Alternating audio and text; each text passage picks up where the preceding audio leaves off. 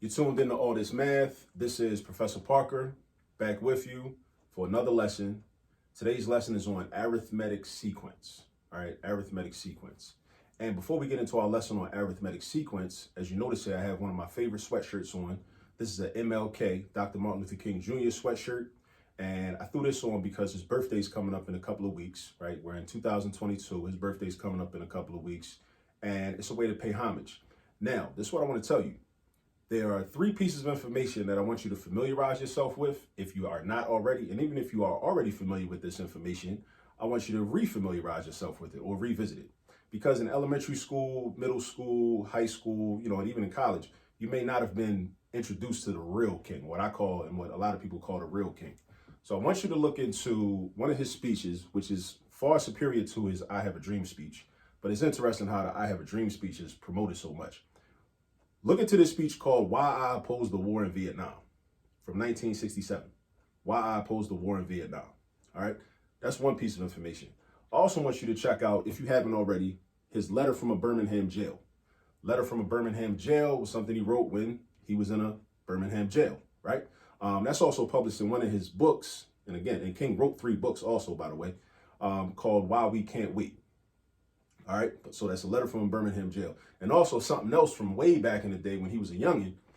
He was about 17, 18 years old. In 1947, he wrote an article in the Maroon Tiger, which is the college publication for Morehouse College, where he did his undergraduate work at Morehouse College down in Atlanta. Shout out to the HBCUs, right? Called The Purpose of Education. So you can Google all 3 of these things, right? So again, as a recap, check out why I am opposed to the war in Vietnam from 1967. Check out his letter from a Birmingham jail. I can't quite remember when he wrote that, but I know that it's online and I know it's published within his book entitled Why We Can't Wait. All right. And also in 1947, he wrote an article called The Purpose of Education. You can Google that too. So go check that out. All right. Because we're doing hystematics here. We're not just doing mathematics. We're doing hystematics here. All right. Now, on to the lesson, right? On to the arithmetic sequence work, all right? So you may have heard of arithmetic sequence. You may not have. There are 2 types of sequences that are kind of popular that you may hear of. One is called arithmetic sequence and one is called geometric sequence. Right now, we're about to talk about arithmetic sequence. And in an arithmetic sequence, it's a sequence where the pattern of numbers is constant, right? You're basically just adding a number or subtracting a number from the previous number every time, right? So if we read the instructions on this problem, our instructions are to find the explicit formula and the given term in the following, right?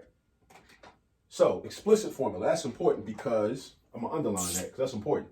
Because there's another type of formula called a recursive formula, right? That we're not dealing with right now. But right now, we're dealing with the explicit formula. So that's important. All right. Now, you look at our example. This is our pattern. The first number is a 7, the next number is an 11, the next number is a 15, and you see the ellipses, so that means the numbers go on and on and on, right? So our goal is also to find what the 7th term would be. Now, somebody might say, well, why do I need a formula? Why do I need all this algebra and all this math to do that? All you got to do is, if you're trying to find the 7th term, just look at the pattern, how the numbers are changing, and just keep adding, right? We don't need formulas for all that. We don't need to do all that. You're right, when you're only trying to find the 7th term. But what if you were trying to find like the 10,000th term or the 488th term? Then what? You're going to sit there, right, with a piece of paper and a pencil and like really seriously like count out, by 4s, add 4 to each previous number? You're going to really do that? No, you're not going to do that. So that's why algebra is a helpful tool, right? It's not a punishment, right? These formulas are not a punishment. I want to emphasize that. They're a tool to help us. All right. So now what we're going to do is, we first want to start out with the general form of the explicit formula, right? The general form of the explicit formula. Similar to like when we're graphing linear equations and we're dealing with y equals mx plus b. If we want to write the equation of a line, we first start out with y equals mx plus b, and then we're going to figure out what m is and what b is and substitute in that equation. But we start out with the general form. So the general form of the explicit formula for arithmetic sequence is this. A sub n is equal to a sub 1 plus the quantity n minus 1 times d. Now, what is a sub n? A sub n is that term that you're looking for, right? If you're looking for the 5th term, the 3rd term, the 89th term, that would be a sub n. And n is going to be the number of the term in the sequence. Again, n represents the number of the term in the sequence. So if you're looking for the 89th term, that means n is 89. If you're looking for the 100th term, that means n is 100. If you're looking for the 10,000th term, that means n is 10,000, and so on. A sub 1, you see the number 1 right there, that's the first term in the sequence. A sub 1 is the first term in the sequence. N, again, is the number of the term that we're looking for. D, this is very important too. D is what we call the common difference. D is the common difference. That's the difference between each number in the pattern, right? How many numbers are between each number? So basically you subtract to figure out what the common difference is, all right? So now, in order to write the explicit formula, right, of this pattern, because we're looking for the explicit formula of this pattern, what we have to do is we have to figure out some information, right? So first I know that a sub 1 is 7 because I look at the pattern. I got a 7, an 11, and a 15. A sub 1 is the first number, so you want to write that down. So let's say a sub 1 is equal to 7. All right. Now, in our formula, on our explicit formula, we want to have a value for a sub 1, and we want to have a value for d. Now, d is 4. Now, how do I know d is 4? This is how I know. Because I know it's an arithmetic sequence, so I know that it's a constant difference between each number, right? And I look and I say, okay, well, what's the difference between 11 and 7? 4. Then what's the difference between 15 and 11? Again, 4. So that's going to be your common difference, 4. So you're going to say d is equal to 4. All right. So now we're about to actually, this is kind of like, you know, dinner. Now we're at the situation where dinner's ready, right? Everything's in the pots on top of the stove. Now it's time to just go make your plate. Now it's time to make your plate. And when I say make your plate, I mean actually write the equation or write the explicit formula, right, for this pattern. So we're going to say a sub n is equal to not a1, but 7. We replace the a1. And then plus n minus 1 times 4. So we're going to replace the a1 and replace the d. So always remember that. This is what gets replaced. The a1 and the d. They get replaced. Just like in y equals mx plus b, when you're writing the equation of a line, the m gets replaced and the b get replaced. In this formula, the a1 gets replaced and the d gets replaced. All right? Now, so that's this part. So we just did this part, find the explicit formula. So we did that part. Now, we want to find the given term in the following. So we're looking for the 7th term. All right? So this is my formula, right, for this pattern. This is the explicit formula for this pattern. So now if I want to find the 7th term, it's cool. I could just plug in my numbers for n now. If I wanted to find the 100th term, if I wanted to find the 396th term, right? All I got to do is plug in that term, the number of that term, right? Wherever I see an n at. So I'm looking for a sub n. That's my 7th term. So I'm going to replace this subscript of n with a 7 because I'm looking for the 7th term. So I got a sub 7 is equal to 7. That stays the same. The plus sign stays the same. Now, in the parentheses, this n is the 7th term, right? So I write 7 because, well, it's not the 7th term. I misspoke. A sub 7 is the 7th term, but n is the number of the term.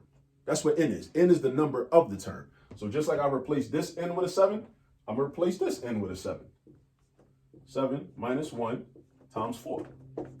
And now, because we're trying to solve for a sub 7, really, all we need to know is the order of operations. If we know the order of operations, then we can figure out what a sub 7 is. So now over here, I'm going to do 7 minus 1, which is 6. And I'm going to do 6 times 4, which is 24. So I'm going to end up with 7 plus 24.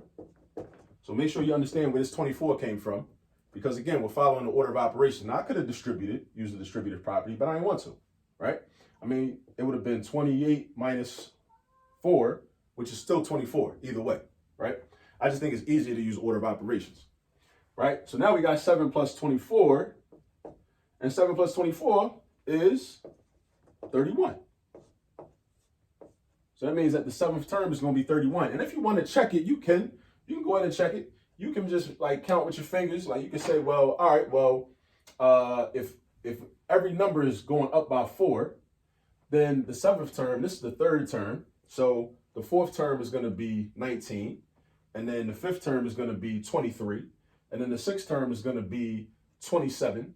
And then the 7th term is going to be, lo and behold, 31. Now, like I said in the beginning, you might be, I mean, if you're intimidated by algebra, hopefully one of the reasons that you come to this YouTube channel is so you can kind of get over your fear of algebra. Because that's what I'm trying to help people do. I'm trying to help people get over their fear of algebra and their fear of math, and to develop a better relationship with mathematics so they can use mathematics as a viable tool and a helper, right? Instead of something to run away from, right? Now, in the beginning, I said, like, some people might say, well, I could just count up by 4s. You can, that's cool. But at the same time, as a reminder, what if you were trying to find not the 7th term, but what about the 487th term? Are you really going to sit there and really add 4 to every number up to the 487th term? You really going to do that? You got that type of time on your hands? No, you don't. Use the algebra. Don't be scared of it. Use the algebra. It's your friend. It's not a bully, right? It's there to help you. It's there to help you. It's there to protect you from the bullies, right? It's there to protect you from being taken advantage of in this society we live in, right? Which is built on exploitation, right? The math is there to protect you and help you, not harm you, not hurt you. Don't run from it, all right? So this is what we got into. We know how to find the explicit formula, right? In an arithmetic sequence. I'm going to do some videos also on a geometric sequence. Those will be coming soon to the YouTube channel as well. Make sure you subscribe to the channel. So go ahead and hit the subscribe button. Also turn on the post notifications. Also follow us on Instagram, because there will also be content on Instagram. Follow us at All This Math, right? On Instagram, you know. And yeah, so we know how to find the explicit formula for an arithmetic sequence. We start out with the general formula, and then we take the information. We identify what A1 is, or A sub 1. We identify what the common difference is. D represents the common difference. And then we plug that information in, right? Right here. This was our explicit formula. And then we use that to find any term in the sequence that we want. That's what we can do. All right. So again, I hope you learned something. Please hit the like button. If you haven't subscribed, go ahead and subscribe. Also share this video with some other people that you feel might benefit from it. And as always, remember, there's all this math all around you. Until next time, peace.